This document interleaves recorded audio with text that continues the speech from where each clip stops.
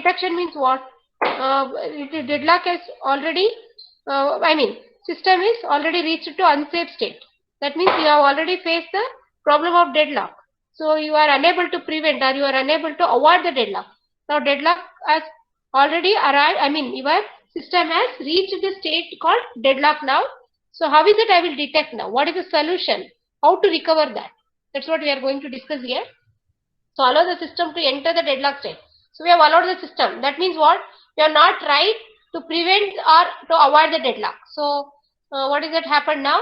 So now your system is entered to the which state? Deadlock state. So next technique is what? I have some algorithm. So I should check. So I should detect whether your system is in the deadlock state or not. So if at all, if it has entered to the deadlock state, then what is it I can do? I can go to the next step. I can recover. I have to recover this deadlock. So that is called as recovery scheme. So these are the 3 steps carried out. First, you are allowing the system to deadlock state because you are unable to prevent or avoid. So next is we have some algorithm called detection algorithm to check whether your system is in the deadlock state or not. And while checking, due to how many process the system has reached this deadlock state.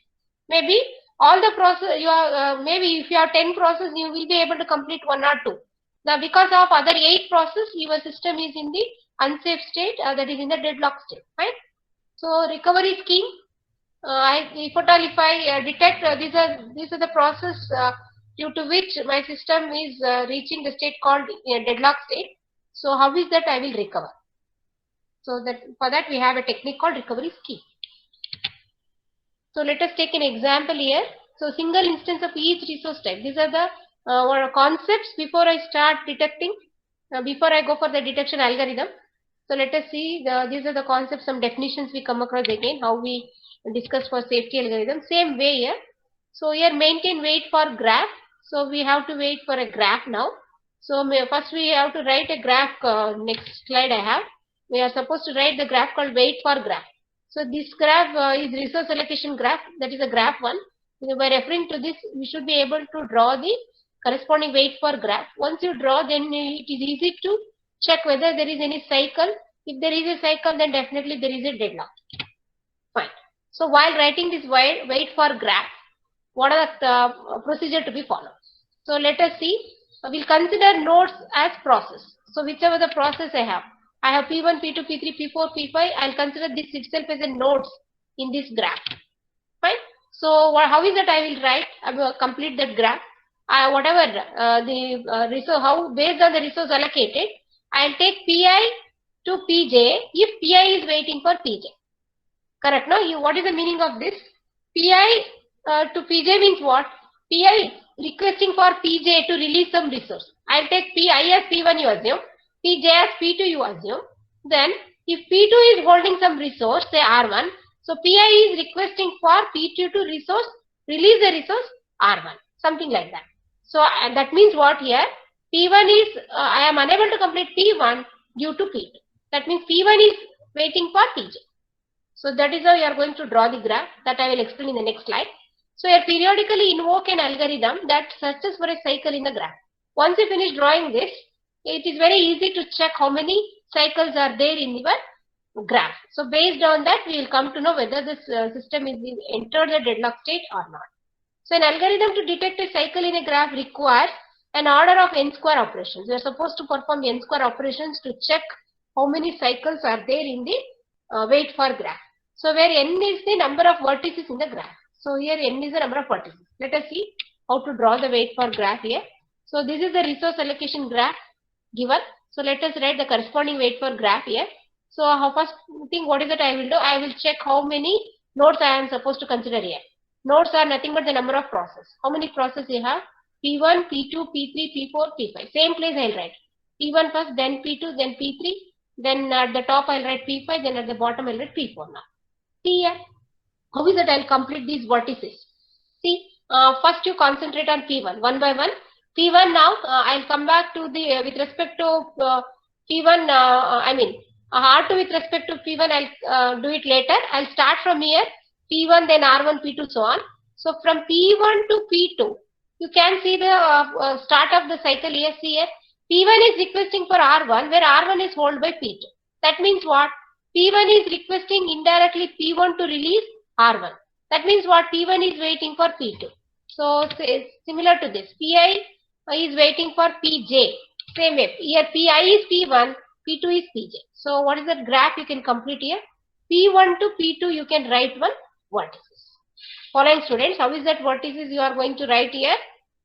Number of vertices in the graph depends on n-square operation. So here based on the concept of Pi to Pj, if Pi is waiting for Pj, then you can draw the vertices. Fine. So that is how P1 to P2 you have done with same way so that's all. Correct now? P1 is requesting with respect to R1 we have finished with P1. Respect to R2 we will come back later. Coming to P2. How many edges we have with respect to P2 you can see how we have R1, one edge, then R3, then R4, then R5. All the 4 edges you have to concentrate. Here only 2 edges. One I have finished. One I will complete. One I will complete the cycle when I come to P4. Fine. So coming to P2. So one edge I have already taken care with respect to P1. This one, vertices is done. Now with respect to P5. See P2 is waiting for P5 due to resource R3. Yes. So write the what is that? Vertices from P2 to P5. See P2 to P5. Same way P2 to P3 you check here. So P2 is waiting for P3 due to resource R4. Yes. So write vertices from P2 to P3 also here. So how many edges you have completed now? R1 I have completed with respect to P1. R3 I have completed with respect to P5. R4 I have completed with respect to P3. What is left out? I have left out with R5 with respect to P4 now. See, P2 is also waiting for P4 due to R5. So write a vertices from P2 to P4. So P2 to P4, one more edge. I mean vertices. So what are the things you have covered now? P2 also you have done with.